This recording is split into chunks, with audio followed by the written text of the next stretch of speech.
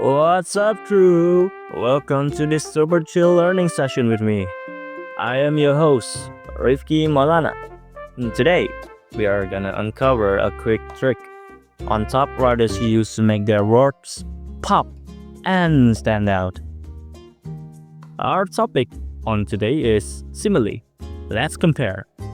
It's just a cool way of taking two totally random things and squishing them together to make something awesome. We'll crack the code using Maya Angelou's epic poem, Still I Rise. Our goals are easy, like the tutorial level. By the end of this, you'll be a total word detective. You just gotta be able to first, spot the simile and text. No problem. Second, crack the code of its meaning. Why the writer choose that comparison? Third, and most importantly, create your very own simile. Ready to level up, everyone? Okay, zero in for a sec. Get your ears and eyes ready. I'm about to read 5 super powerful lines from Maya Angelou's poem. Seriously, this stuff is fire. Here's your job. All I read, try to catch that special connecting word and the two specific things she's putting side by side. You may write me down in history with your bitter, twisted lies. You may trot me in the very dirt, but still like dust, I'll rise. Does my sassiness upset you? Why are you beset with gloom? 'Cause I walk like I've got oil wells pumping in my living room. Just like moons and like suns, with the certainty of tides, just like hopes springing high, still I rise. Did you want to see me broken? Bowed head and lowered eyes, shoulders falling down like teardrops, weakened by my soulful cries. Does my haughtiness offend you? Don't you take it awful hard, 'cause I love like I've got gold mines digging in my own backyard. You may shoot me with your word, you may cut me with your eyes, you may kill me with your hatefulness, but still like air, I'll rise. Does my sexiness upset you? Does it come as a surprise that I dance like I've got diamonds at the meeting of my tides? Out of the hearts of history shame, I rise. I'm from a past that rooted in pain, I rise. I'm a black ocean, leaping and wide, wailing and swelling, I bear in the tide, leaving behind nights of terror and fear. I rise into a daybreak that wondrously clear. I rise, bringing the gift that my ancestors gave.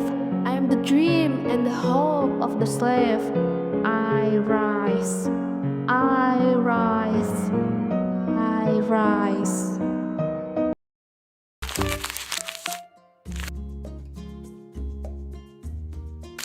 Time to put on our detective hats. Discussion. What is the pattern? Let's start with the easy part. What's the one short word she uses over and over to connect the comparison? It's tiny. Write down. Now, think. Why did she compare herself to dust? Why does she say she laughs like she has gold mines? Chat with your neighbor. What's the whole point here? Alright, spill the tea. What do you get? Yep, you nailed it. The writers connect two totally different things using the word like or sometimes as to give it a whole new powerful vibe. This isn't just comparing, this is simile. Alright, now let's lock it in. Here's the official definition you need. Simile. A simile is a direct comparison between two different things. And you have to use the keywords like or as if they aren't there. It ain't simile, guys. Why use them? Well, similes are awesome for 1. Making your descriptions pop and giving your reader a vivid picture, and 2. Showing strong attitude, emotion, or character. Quick example. His explanation was as clear as mud. What does that actually mean? Clearly, the explanation was super confusing. Anyway, that's my part. Now I'll pass it over to my friend Sharif to dive deeper into the meaning behind it. Alright, now let's move on to the actual architecture of the poem. Why this poem feels so incredibly powerful from beginning to the end. It all comes down to its sacred blueprint. The structure itself tells a story. The poem is like a coiled spring, stable at first, then it just explodes with energy at the end. Let's investigate. Look at stanza first, track 7. These sections are incredibly neat and organized. They stick to a pattern, they are almost like military rows. And what is the focus here? It is constantly talking to and challenging the oppressor, the unspecified you. The feeling here is stable and defiant. She is setting up the confrontation, throwing out those amazing rhetorical questions like, does my sadness upset you? She is standing her ground in a very organized way. Now jump to stanza 8 and 9. This is where the whole thing breaks. The neat structure collapses, the lines get longer, and the critical phrase, I rise, starts popping up everywhere, often as its own separate line. This structural break is the wall point. The focus shifts entirely from the oppressive you to the triumph I. The poem's form itself is literally rising and breaking free, exactly like her spirit. It's a pure celebration of her own liberation. So, as we head to the next slides, I want you to think about these two questions right here. First, what repeated phrase acts like the poem's heartbeat? And second, why does the structure change so dramatically at the end? We will use those answers to uncover the full theme. We have figured out the Similes and we have broken the poem secret's blueprint. Now, let's talk about the heart of the poem, the theme and tone. What is Maya Angelou really trying to say?